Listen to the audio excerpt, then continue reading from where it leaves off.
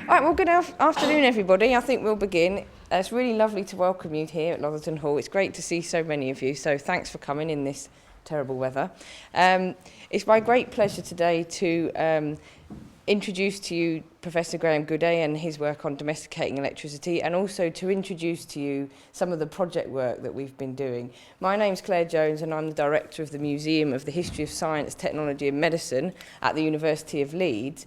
And today's talk and project launch really springs off from a project called Ignite, called Domesticating Electricity, which at the university we've been involved with at Lotherton Hall. The first stage of the project we developed in conjunction with a primary school, and we did a project based on Professor Gooday's book on domesticating electricity, to look at how electricity first came into the home in the late 19th and early 20th centuries, and all the things that went along with that. So concerns about safety, issues around gender, and decoration in the home, interior design, these kinds of things. And we worked with a primary school group to look at how electricity in the home has changed, and how they could not possibly conceive of a world without the Xbox and things like that. So that was really interesting in the first stage of the project. This second stage of the project, we've had an intern who's here today and has worked very hard, Chiara, to help with the reinterpretation of the servants' gallery here at Lotherton Hall. So we're looking at how electricity affected the lives of servants that worked here at Lotherton Hall. And we'll hear from Professor Gooday about his work in the first hour about domesticating electricity, and in the second hour we'll all be free to go into the servants' gallery, have a look at the exhibition, some of the electrical items there, and have tea and cake. So the first hour, Professor Gooday will speak for around 40 to 45 minutes about domesticating electricity, a really interesting talk. Then we'll have time for some questions, so 15 minutes of questions. And then in the second hour, we'll go into the servants' gallery, and you're free to walk around the home. On your chair, you'll notice that there's a trail for you to kind of pinpoint some of the electrical items around the home as you go around. And also on your seats, there's an evaluation form, and we really, really would appreciate your feedback on today's events and some of the things that you've heard and seen. So if you'd like to fill them out, we'd be really grateful. There's some pens at the back, so do fill them out and give them to one of us, and we'd be really grateful for that. So I'll stop talking now. So without further ado, I'll introduce to you Professor Graeme Gooday. He's a professor of the history of technology, and his work, including domesticating electricity, is very well known and well respected in the field. His most recent work has been on electricity in patenting, but also he's done a lot of work on technology and measurement.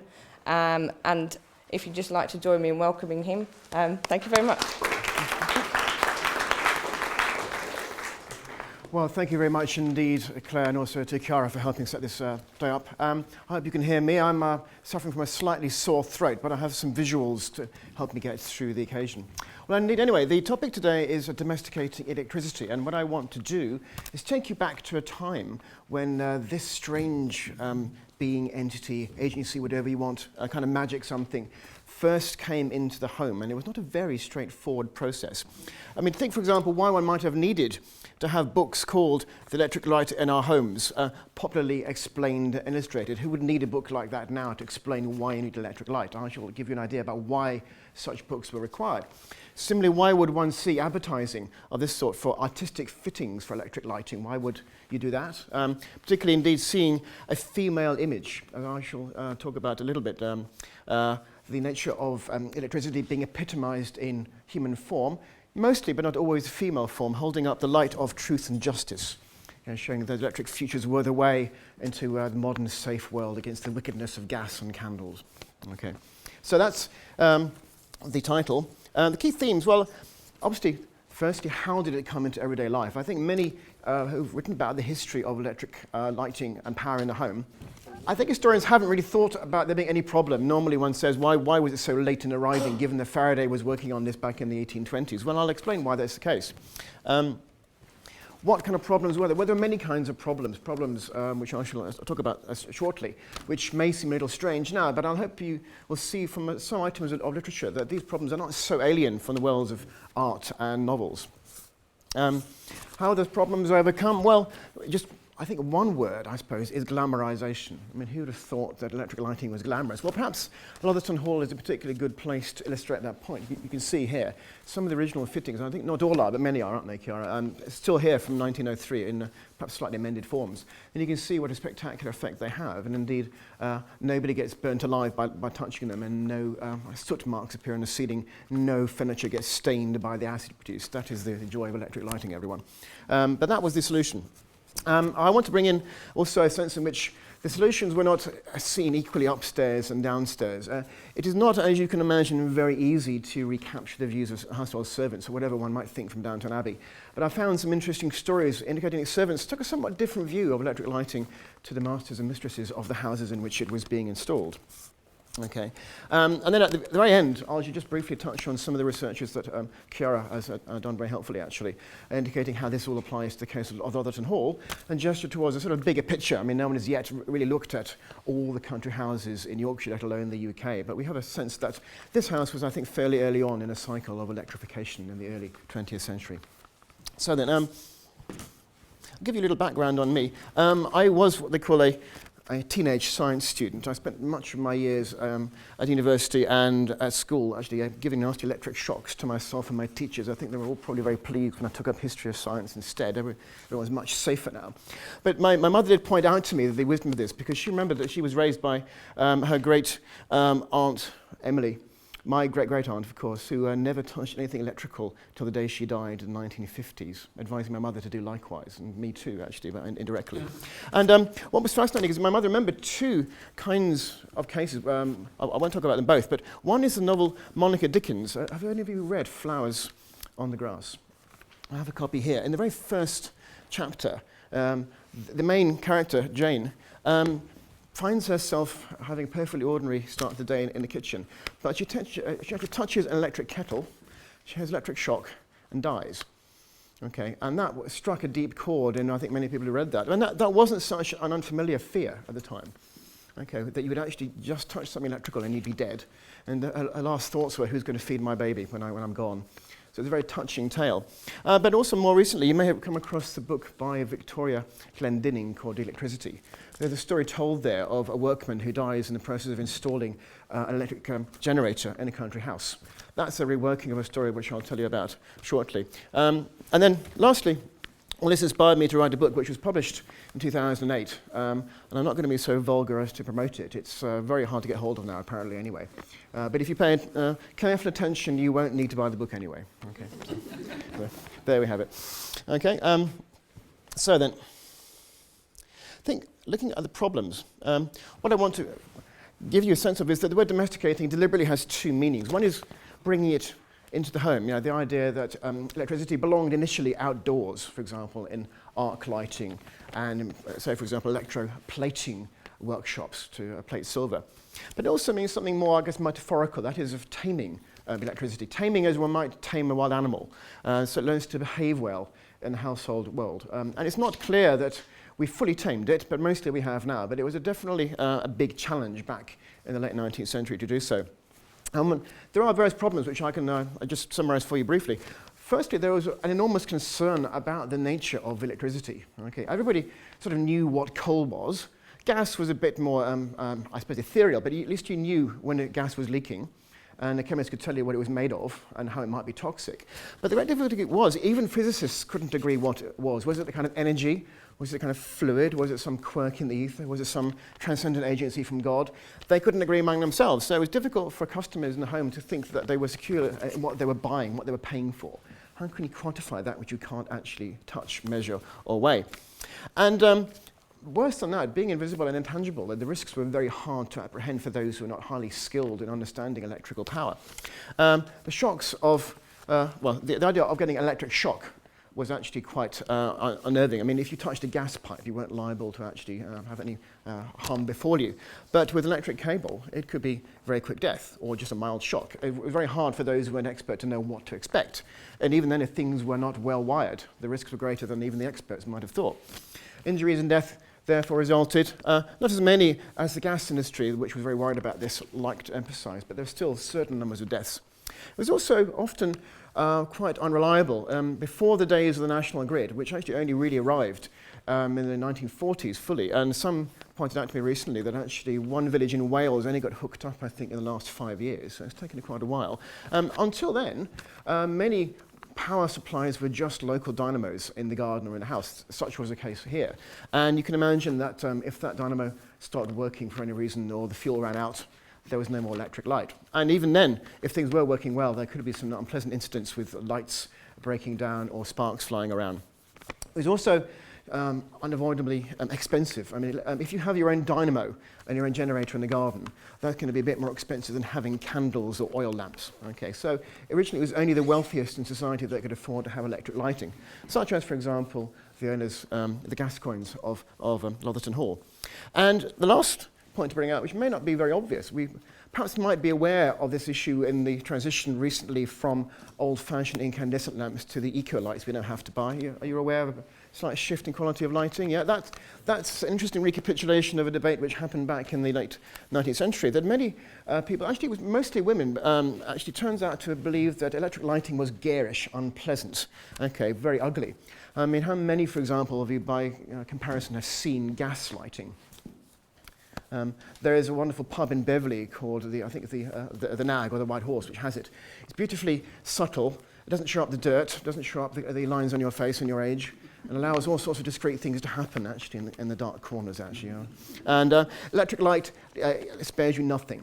There's much to be said about the possibility that the large-scale concern with household hygiene and the wearing of makeup come with the garing clinical gaze of the electric light in the early 20th century. But that's another story which I have yet to find someone to research for me.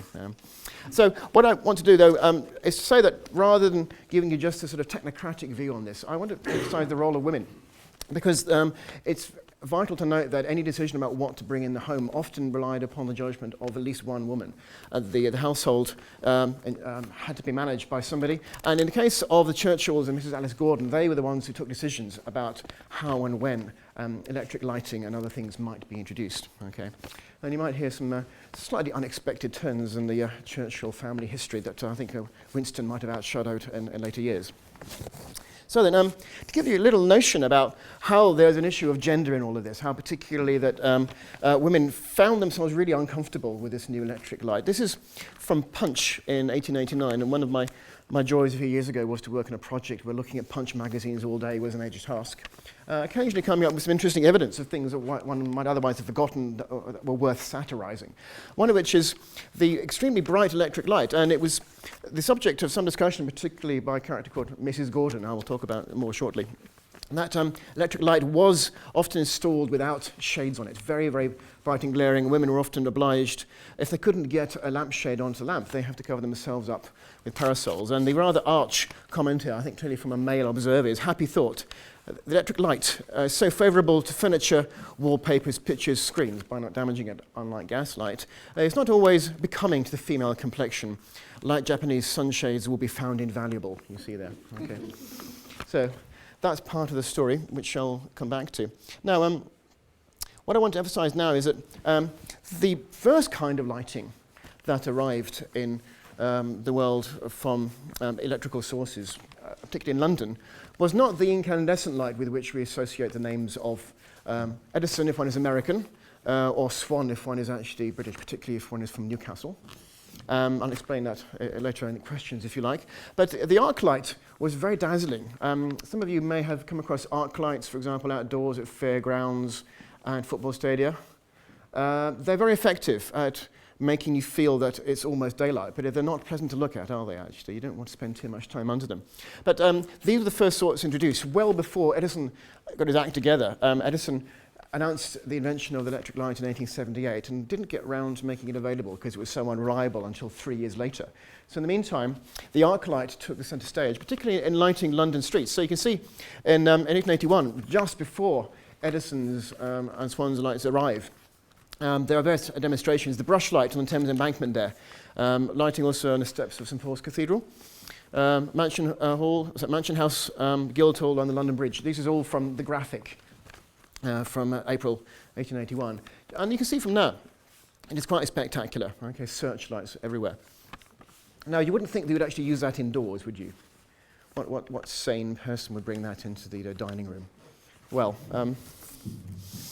I will give you thoughts on that in a second, but let me just show you now that such was the loathing by some of arc lighting that poetry, some might call it doggerel, I couldn't possibly comment, was written in response. Now, the Great Western Railway terminus at Paddington was one of the earliest places to have a very large installation in public. This was from 1885, and by 1888 people had got quite fed up nearby, so you had this little verse: "Twinkle, twinkle, little arc, sickly blue, uncertain spark, up above my head you swing, ugly, strange, expensive thing.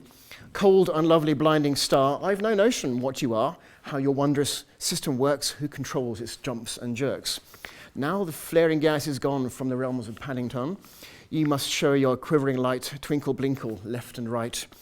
Though your light perchance surpass homely oil or vulgar gas," I guess the rhyme must go, "still I close with this remark, I detest you, little arc." Okay, so no love lost there. Okay, who would have it in a home? Well, let me just give you an idea that the natural lighting for the home would have been the incandescent light. And the issue of aesthetics comes up very much in Edison's promotion. Okay, Edison was busy promoting in 1880, one whole year before the electric light became available, the idea that the electric incandescent light was certainly at least more aesthetically pleasant to view than gas light. Okay, it requires no shades, no screen, even arguing actually in ways that I think are a little hard to believe that it was a purer light than gas, although some would say that gas light is more yellow. What you also see at the same time, to promote appreciation of electric light, is I think images definitely targeted towards men. The figure I showed you at the start of Faraday and Son's Goddess was like the Statue of Liberty, pointing truth and light. There were versions of this which were less for family viewing, shall we say. This is the German version, the German Edison company, with I think a Valkyrie riding a unicycle with the wings on, actually pointing very aggressively electric light at you into the future, saying, "This is for you, bring it into your home now." Okay, this is the Edison German style. Okay, but it still wasn't available. So what you find then is that one of our most famous Conservative Prime Ministers, Lord Salisbury. Some of you know of him. He's not often discussed as much as his counterpart, William Gladstone.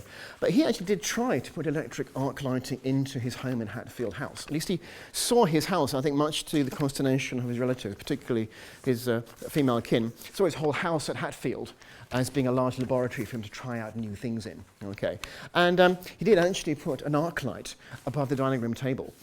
Okay, and his daughter, Gwendolen, in her reminiscences of her father, says, for a brief period, his family and guests were obliged to eat their dinners underneath the vibrating glare, and arc lights do vibrate. And he found that no exertion of goodwill or courtesy could actually stop the complaints of the ladies who just loathed this experience of arc lighting over their dinner. Okay, and eventually he gave up, unable to deal with what he called the way that feminine vanity defied the conquest of science. That's her version of it anyway, actually. I'm sure he had a rather more vigorous version. But that wasn't the only problem that Lord Salisbury had. I mean, I should say this is one of the many examples of electric lighting being installed only at first in country houses where there was sufficient wealth and scope for experimentation. But other things went wrong. One of the big features of the book is the death that took place in late 1881 of a labourer in the gardens at Hatfield House. He just happened, it seems, and no one saw exactly what happened, he happened to touch a bare, that is uninsulated raw cable, carrying electric power from an alternate current generator by the lake, which is of course being fed by hydroelectric power.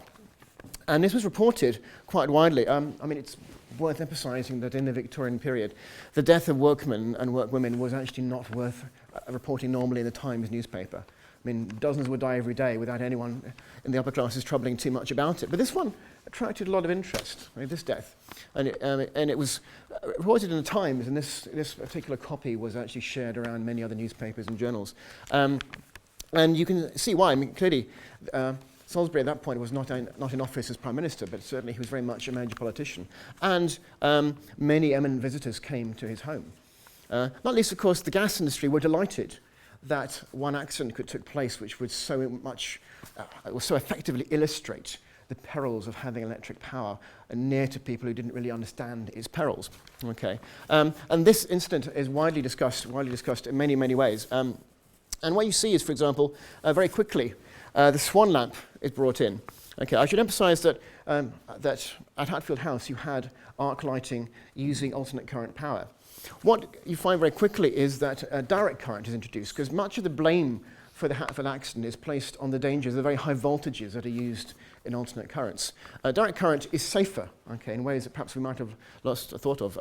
Particularly, it works well with a new Swan incandescent lamp. And this is, of course, Rothbury. So are any of you familiar with Rothbury? Maybe even work there. Yeah.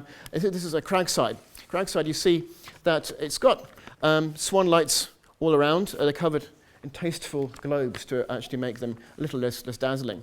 And the point here, of course, is that Armstrong had been one of Swan's benefactors in supporting the production of Swan's electric lights. And of course, Armstrong then returns the gesture in many other ways by helping Swan to promote the light in his house. And this is again from the graphic, illustrating, as it were, very graphically, how elegant this new lighting can be, unlike the arc light, trying to draw attention away from the disasters that took place at Hatfield House.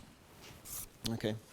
But nevertheless, it's clear that there is much concern still from the episode of Hatfield House's dead labourer. And Robert Hammond, in his book, The Electric Light in Our Home, with which I open this talk, reports many stories of servants who are just terrified. They've actually got a really strong sense that this electric light is not for them. It's going to make their life really unpleasant. And he reports one of his own servants who actually comes to him and after arriving in the house learns a few days in that there is electric light. And she says she begged to be allowed to leave to actually end her contract very quickly, fearing that she some night be blown into the street, okay, bed and all. But interestingly, he reports that it is his other servants, the fellow servants, who try to advise her this is actually nothing to worry about. You know, he says that my servants are great authorities on the electric light question. Okay, a rather interesting claim. There's no possible danger to her if everything is handled by an expert such as Hammond. She had nothing to dread. But actually, she left anyway. Okay, she just didn't believe what she was told. She'd heard so many worrying rumours. Okay, and Hammond blames in his book, actually, this sort of fear on the machinations of the gas company spreading rumours of this sort. Though, to no avail for Hammond, because Hammond himself, having spent a lot of time and trouble touring Britain promoting electric lighting, indeed his own kind of light, using this book, actually himself went bankrupt. He was unable to persuade enough householders to install electric lighting in 1884, this year. You see how perilous and precarious the whole process of electric lighting was financially and also technologically. But I should emphasise that in all of this, what he does do, I mean, one thing that does start to work, and this is one of Hammond's legacies to the debate, and he's talking about Lord Salisbury's accident, and he shows you how if you have the right kind of direct current battery, you can hold the handles, you hold the terminals, and nothing will happen to you. What he does is to say, well, actually, whatever you might think about the dangers of electric light, have you really thought about how bad gas lighting is? So what he does to promote the safety of electric light is explain to you how much more dangerous gas light has been if you hadn't already realised.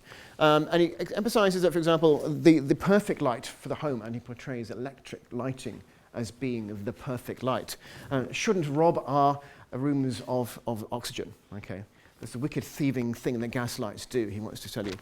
Shouldn't add noxious fumes to the air. And of course, if you know gas lighting, until the arrival of the gas mantle in the 1890s, certainly old gas lighting did leave sulfuric acid and worse, particularly damaging paintings and leather book bindings. Okay, nor be a source of danger in the house, again, moot point one might say, nor be an unpleasant light. Okay, and then we come back again to the issue of aesthetics, that for many people who might have been persuaded of the relative safety of electric light, still its ugliness or its garishness was a big problem. Okay, so where should we go next with this one? Well, it is, once again, back to Punch.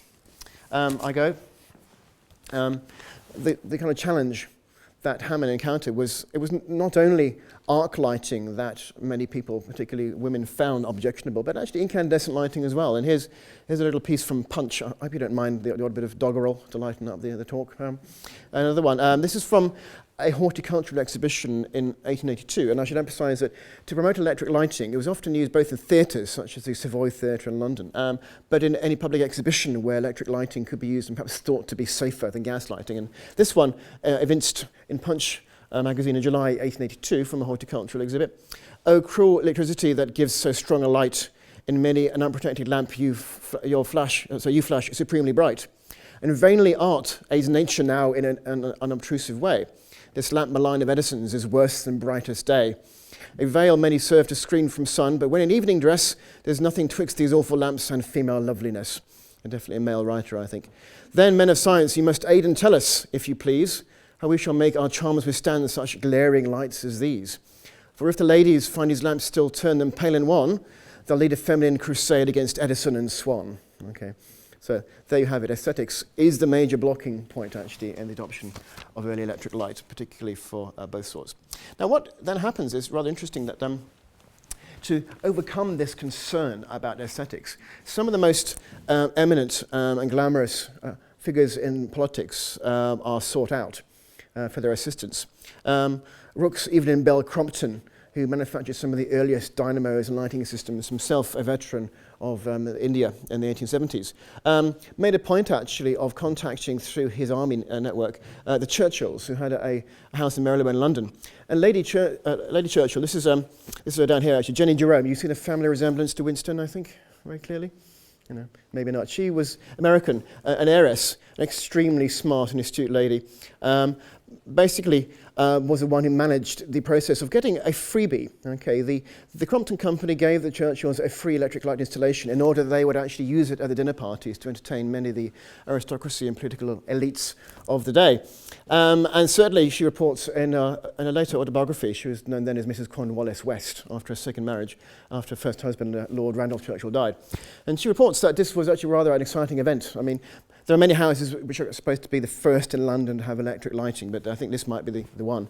They had a small dynamo down below, of course, which is where the power came from, which was so exciting that actually passing horses would often rear up actually and not want to pass the house. So people noticed.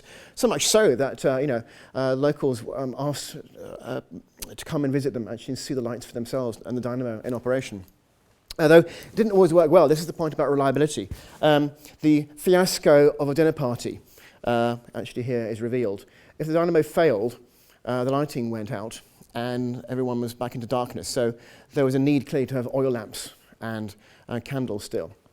Nevertheless, she did actually enjoy having electric lighting herself a great deal, even after her husband began promoting the electric light interests in the House of Lords, and then for reasons of political interest and honour, rare to be found these days in politicians perhaps, they then actually had to pay for this installation after all, and at twice the going rate. Never mind, she enjoyed it.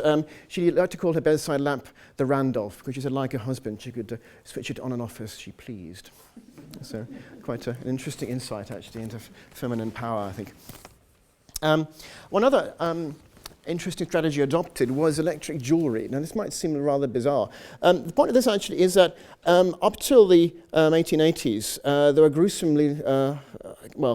numbers of deaths in the theatre when women who caught fire from paraffin lamps and candles actually on stage. And the point about using electric lights in the hair was not only to glamorise them and provide a new kind of decoration, but actually to show how safe electric lighting actually was. And these little jewels of electric light, little pea-sized bulbs, were developed by Swan and Edison, particularly for the purpose of being worn on the body, with a little lead-acid battery underneath. I'm sure you'd all appreciate the challenges and interest of wearing a lead-acid battery under your tutu, okay, as you danced around the stage. But here is an example of it. And in a book which I particularly do very much enjoy quoting, it's Mrs. Gordon's Decorative Electricity. This is a copy I have here. If you wish to have a look at it later on, do. This was written with her husband, James Gordon, who was an electrical engineer, and her assistance was crucial to persuade women to take up electric lighting. She does talk about the episode of her early life, in the 1880s, adopting dress decorations of this sort. And she said it was actually very, very amusing to see how one could actually decorate one's head with light bulbs and not actually catch fire. They had, I think, more of a sense of risk and far less health and safety regulation in those days, it would seem. But what she did find is that at one point, the acid battery under her dress actually leaked. It was actually ill-fitted. It was not correctly installed and overheated and leaked. And she found herself destroying a dresser carpet and also the enamel bath into which she threw the battery after it actually leaked on her. And that was the end of her using underdress batteries for these sorts of domestic electric lights on the body. Okay. But the point had been made that electric light was on the whole now linked with glamour and with a certain kind of level of safety greater than of gas lighting. Okay. So, but then we see, interestingly, those little pea-like electric light bulbs were unshaded. They were directly glaring of their own agency. And it's still the case by 1885, and this is the argument, well, this is the issue against which Mrs. Gordon's book is directed, that lighting companies wanted to emphasize how bright and beautiful these bulbs could be. The point being that given the enormous expense of electric lighting relative to gas, it seemed important to emphasize how much value for money there was by having an unshielded light, okay, getting as much as you could for your money. And the emphasis was very much on the incandescent light being soft and brilliant and not necessarily dazzling. So soft and brilliant, soft perhaps like gas, but brilliant unlike gas, and not dazzling, that is unlike arc lighting. And the assertion is therefore made in this sort of pamphleteering done by the Anglo-American Brush Company, okay, the one who supplied Lord Salisbury's Hatfield installation, so that the incandescent light, they call it an incandescence lamp, interestingly, was in itself a beautiful object. Okay, it required no decoration, okay, which was somewhat of a moot point. And interestingly, we find that this was not the view of some of those who installed them early on. Some of you may have heard of Lord Kelvin. Anyone know of him? He was earlier in his life Sir William Thomson, and this is his second wife, here, Lady Thomson. They were, of course, very experienced in electrical experimentation. Many of Thomson and Kelvin's instruments were used, particularly in the early telegraph cables across the Atlantic. So it is interesting to see that he and Lady Thomson try out, at the earliest opportunity, Swan's light and also Edison's in their homes. And they say, and this is a letter that Thomson writes to William Preece, the chief electrician of the post office, the high incandescence required for good economy, i.e. to make it worth running a value for money, is too dazzling and would, I believe, be injurious to the eyes if unmitigated. So what he, particularly Lady Thomson, this does seem to be Lady Thomson's idea, start a plan of decorating all the electric lamps with silk shades. Okay. And this makes it much more comfortable, it would seem. And they do this for the 112 lights they install around their lounge. 112 lights, actually, quite extravagant. But he made so much money from patents, he could afford it, shall we say. Okay, and had no children to absorb his wealth either.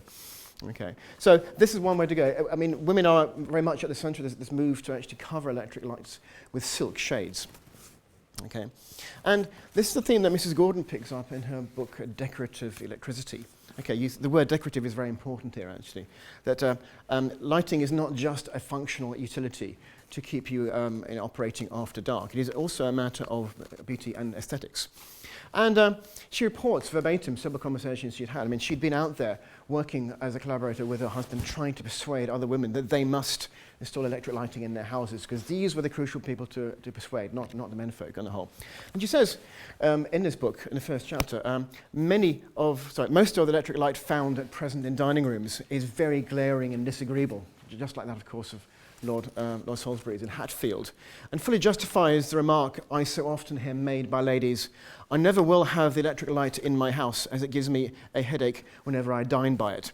And she reports a case of there being a dining table with 10 lamps with lemon yellow shades at eye level, and each light shone into the face of each diner like a horrid little detective, showing up every wrinkle and line in the face. Thank you. Okay, and she says later on that basically no woman over the age of 30 should be seen, or should allow themselves to be seen under an electric lamp, actually unshaded. Okay, so she's indicating that women at her stage of life, there must be some other solution than these garish lights. And she doesn't show this, but this is something I've picked up from a contemporary journal called Lightning, There's a wonderful run of these, actually, the National Museum of Scotland Library, which reveals this rather interesting picture here. You can see this is just the kind of thing that Mrs. Gordon was talking about, these light beams glaring into people's eyes. I wonder how many would really enjoy dining like that. And later in the evening, you can see, rather interestingly, the male of the house is sitting alone under this lamp, and the woman is sitting in the corner way out of that glaring beam, trying to escape from its horrible light interrogation. So very much, again, you see here, there's a gender imbalance in the appreciation of electric lights and its possibilities. So what Mrs. Gordon does is to advocate some rather interesting, exotic kinds of lighting decoration, drawn very much from explorations, actually, of the Middle East, from Asia, from Japan, particularly in India, and Morocco, using all sorts of inverted lamps, I guess religious objects too, and smart use of silk shading as well. I think my favourite one is this one here, which is of a desk lamp, where you have a stork leaning over the desk with a silk-covered shade. And of course, the target of the stork's attention is a frog. And the frog, of course, is sitting just up here underneath the stork's neck, invisible to the stork. So you see here, one can even be witty with electric lighting decoration as well, actually. But that is one example of how she suggests, at no little expense, you can make your very plain swan lamps look rather more attractive and less uncomfortable in the home. Another example here, you can see very carefully shaded lamps for the dining room. No glaring bulbs directly pointing into your face, but actually shielding, and soft enough so you can actually appreciate the artwork around the walls as well. Okay.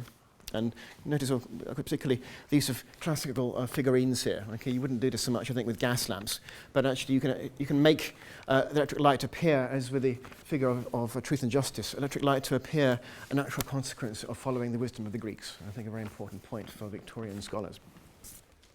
Now, this book goes down rather well, actually, must be said.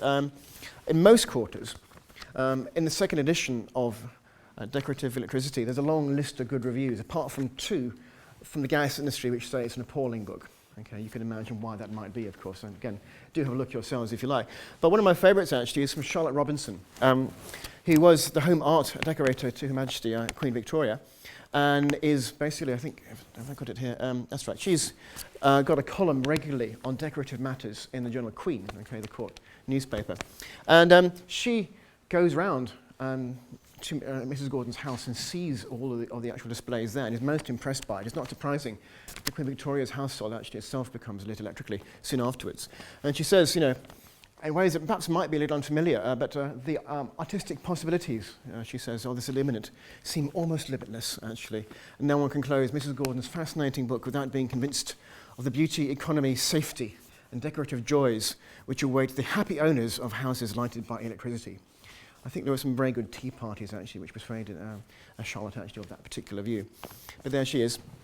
Many other good reviews, which I could list, but I won't do so now. So just then to draw to one first conclusion before just saying a little more about Lotherton Hall. The key points to bear in mind here are actually that the issue really was solving the disorderly, undomesticated nature of electric light. What was it? Well, it was actually often portrayed increasingly by personified images of female, sometimes male forms, actually friendly fairies, wizards, goddesses, not imps, elves and gremlins, as was otherwise seen. Risks, well, the risks were shown to be much less than feared by the wearing of electric jewellery. On reliability, well, large-scale systems installed in London from the late 1880s onwards actually show that it's possible to have something like the regular supply that gas has.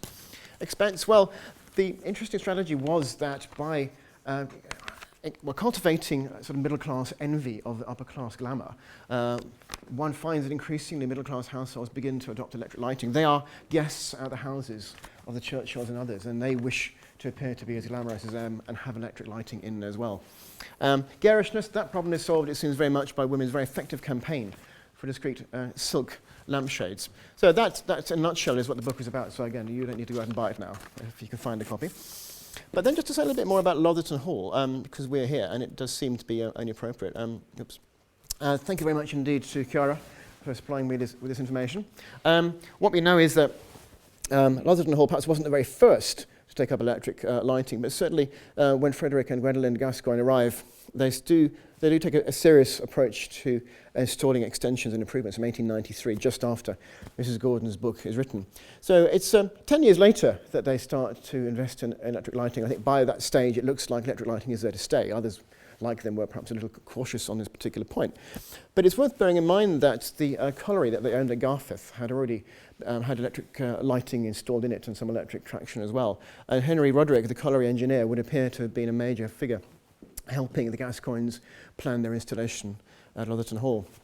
And in 1903, you find that they put in a large array of incandescent lights from the London-based company Perry & Co. And these apparently are the ones, I think, in various forms still in use around the house. And they had a Blackstone oil engine in the basement. And, of course, to back up, in case of power breakdown, which, as I indicated from the case of Lady Churchill, was not by any means rare, they have 53 glass battery cells, out in the garden, in the shed, so they could maintain power in all circumstances. And just to give you a little glimpse of this, this is the boudoir. It's not this room, is it actually? It's down the way there. If you want to have a look later on, you can see how effectively the lighting is made, use of actually in these sorts of settings. Then, just to finish off, it's worth bearing in mind that not all country houses were very enthusiastic about the take-up of electric light. Certainly, the upper classes were, as it were upstairs. Those who were convinced of the glamour of it, they were in charge of it, could actually make sure they understood the electric lighting operation and installation and make it safe and elegant to their specifications. But downstairs, many female servants were not at all persuaded, actually, of this point. Dame Caroline Hazlitt, who was one of the many activists, actually, in the post-World War I period to promote electric lighting, particularly to women. She was in charge of the Electric Association for Women. Reported that many houses in the country were not installing electric light because their servants simply refused to use it. Don't forget, this is an era after World War I when many women who had actually enjoyed other kinds of work than servanting refused to go back. They didn't like the idea of being in service. So they were in such short supply, they could genuinely say, no, we will not be in service with you if you install electric lighting.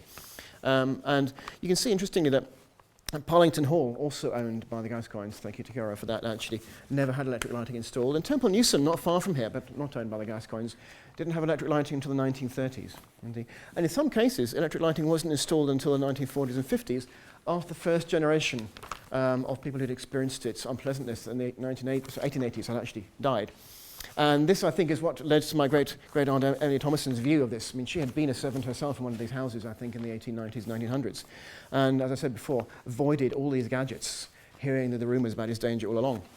And I think she wasn't entirely wrong. One might smile at oneself, actually thinking how uninformed a view. But I'll give you two examples of why one might reasonably have held this view for quite a long time, that electric lighting was not always safe to be had, except for the utterly expert.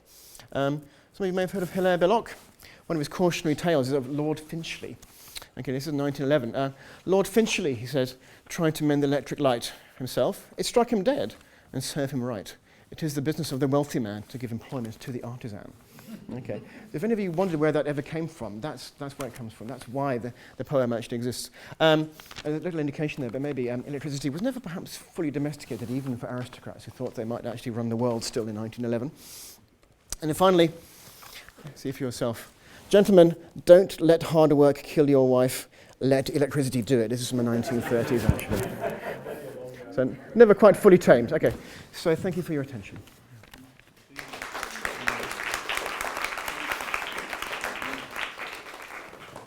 Thank you very much, Professor Gooday, for a wonderful, interesting, fascinating talk. We have some time for questions. Does anybody have any questions they'd like to ask? Yes. So, for instance, the generator that was employed here, what typically would have been the voltage that was run through the property? Because obviously we were talking about Edison having the American influence, and America has bottomed out at 120 volts, whereas we're here in Europe 220, 240. Do you have any feeling of what was typically used at that time?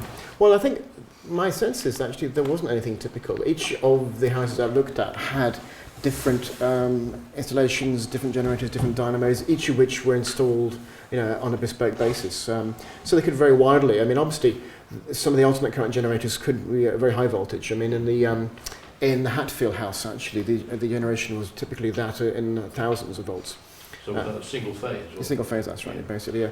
And what you see then in the DC systems is much, much lower voltage. I think much is made of the way that the voltages are what indicates safety.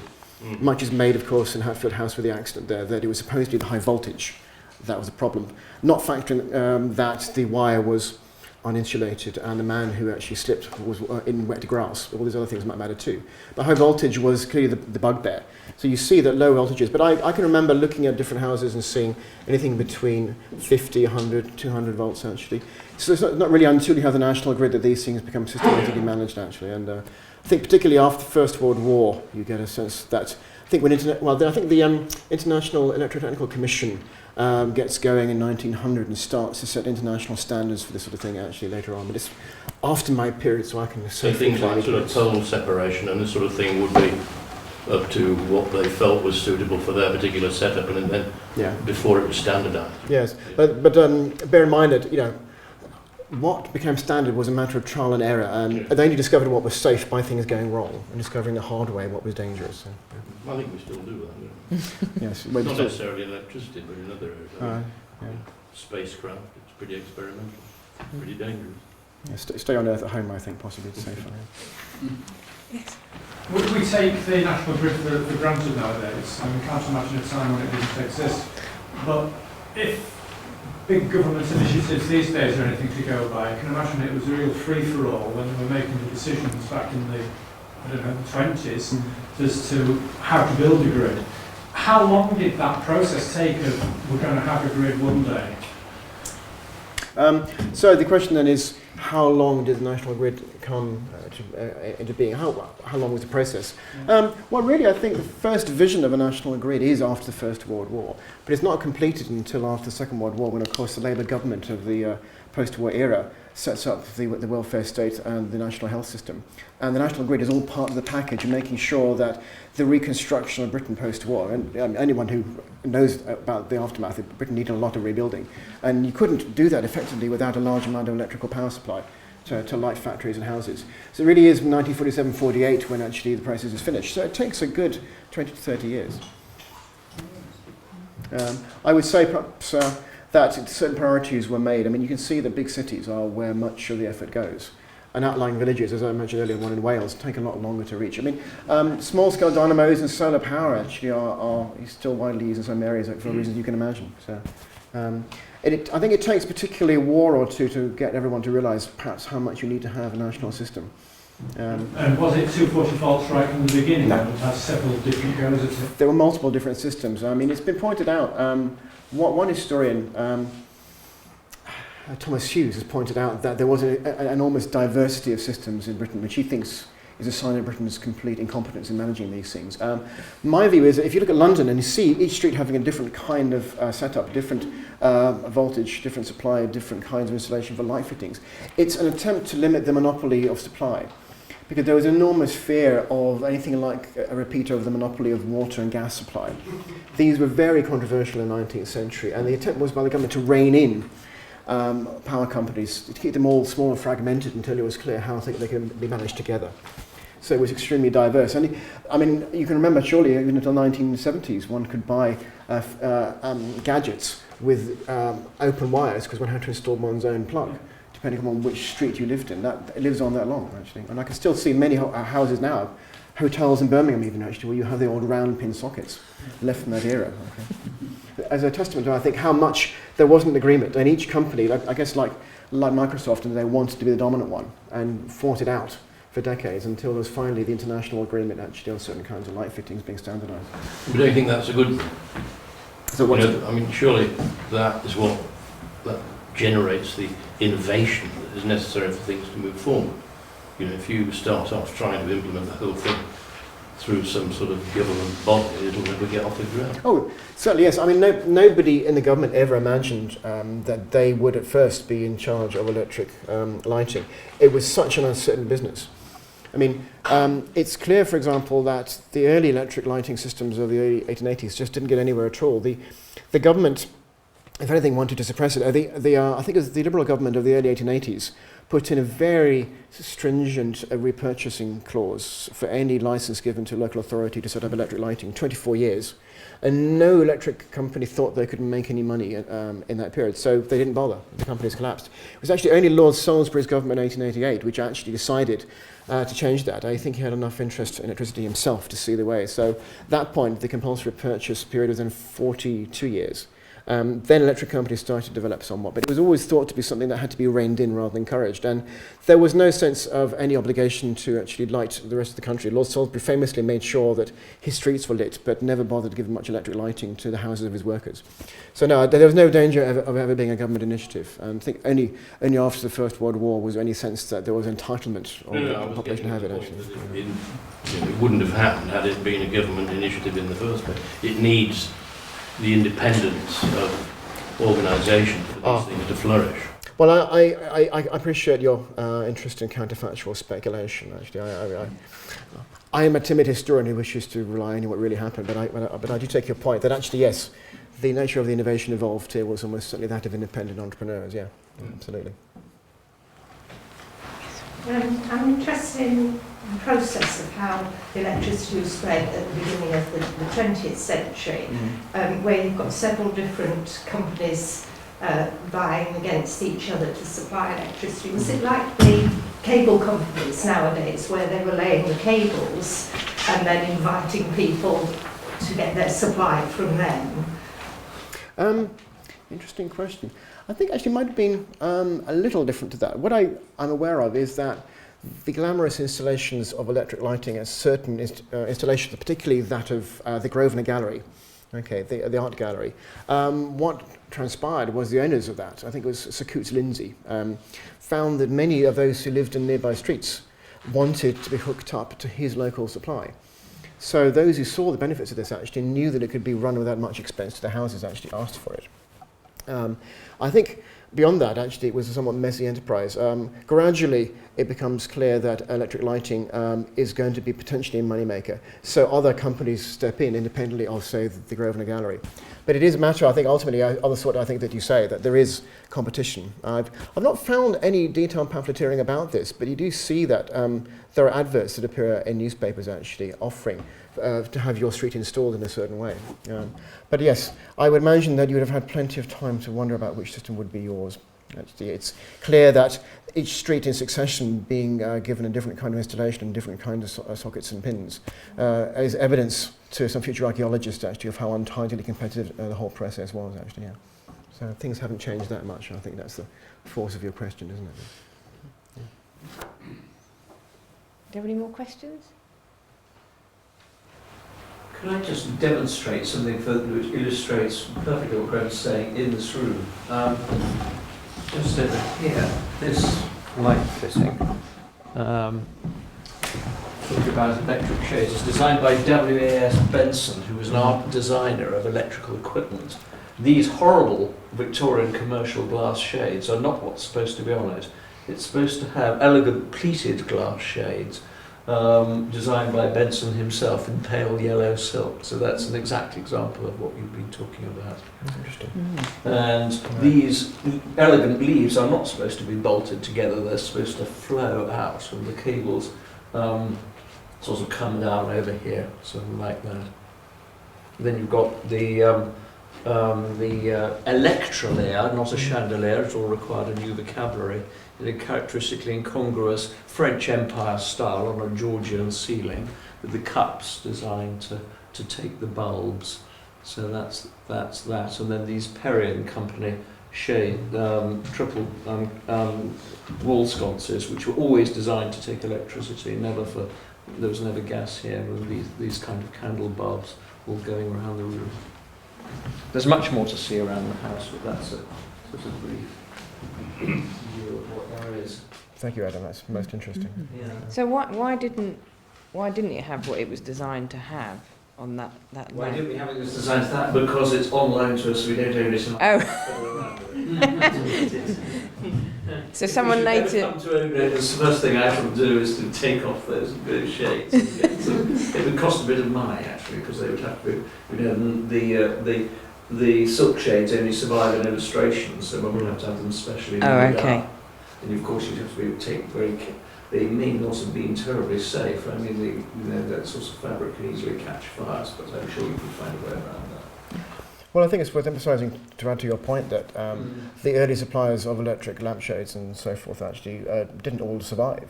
So it'd be perfectly possible to find yourself with installation in your house, and then the company that installed it were no longer in business 10 years later. So that's why certain kinds of improvisation and tinkering are brought in, and eventually you have a much more utilitarian approach to decoration, which does not rely upon having one single decorative supplier to make sure your house actually systematically decorated with lights. Do you have any further questions? Okay, well I think we'll leave Professor Gooday to have a relax now. And if you'd like to join us all in the Servants' Gallery for tea and cakes and to have a look around, then please do. And if you'd just like to join me in thanking Professor Gooday once more.